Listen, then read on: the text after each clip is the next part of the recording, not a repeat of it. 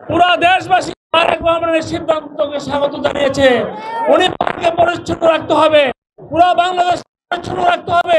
তারই অংশ হিসাবে ঢাকা মহানগর উত্তরের এই খালে বিভিন্ন রাস্তাঘাট পরিষ্কার করা আমরা কর্মসূচি নিয়েছি।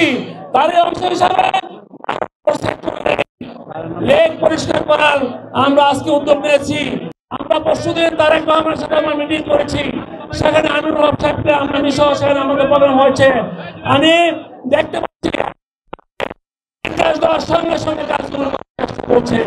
গতকাল আমরা সিদ্ধান্ত নিয়েছি উনি আমাদেরকে সার্বক্ষণিক আমাদের সবার সাথে যোগাযোগ করে আজকে এই প্রোগ্রামটা সুন্দর এবং সাকসেসফুল করার চেষ্টা করেছে। এই জন্য তুরাগ থানা বিএনপি, তুরাগ থানা বিএনপি এবং তুরাগ থানা শ্রমিকদেরকে ঢাকা মহানগর উত্তরের পক্ষ থেকে বিশেষ ধন্যবাদ জানাচ্ছি এবং আশাবাদ ব্যক্ত করছি আগামী নির্বাচন ফেব্রুয়ারিতে হবে ইনশাআল্লাহ, এবং সেই নির্বাচনে জনগণের ভোটের মাধ্যমে তারেক রহমানের নেতৃত্বে বাংলাদেশ জাতীয়তাবাদী দল বিএনপি বাংলাদেশের ক্ষমতা আসবে ইনশাআল্লাহ। ক্ষমতা আসার পর বাংলাদেশের প্রতিটি প্রান্তে, প্রতিটি জেলায়, প্রতিটি ইউনিয়নে, প্রতিটি থানায় আমাদের জনগণের সকল সমস্যা আমরা দূর করতে পারবো ইনশাআল্লাহ।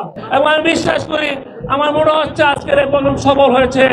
ঢাকা মহানগর উত্তরের এই সফল প্রোগ্রাম করার জন্য ঢাকাবাসী, ঢাকা মহানগরের প্রত্যেকটা থানা, প্রত্যেকটা ওয়ার্ড এবং আমাদের মহানগর উত্তরের সকল সদস্য, অঙ্গ সংগঠনের নেতৃবৃন্দ সবাইকে ধন্যবাদ জানাচ্ছি।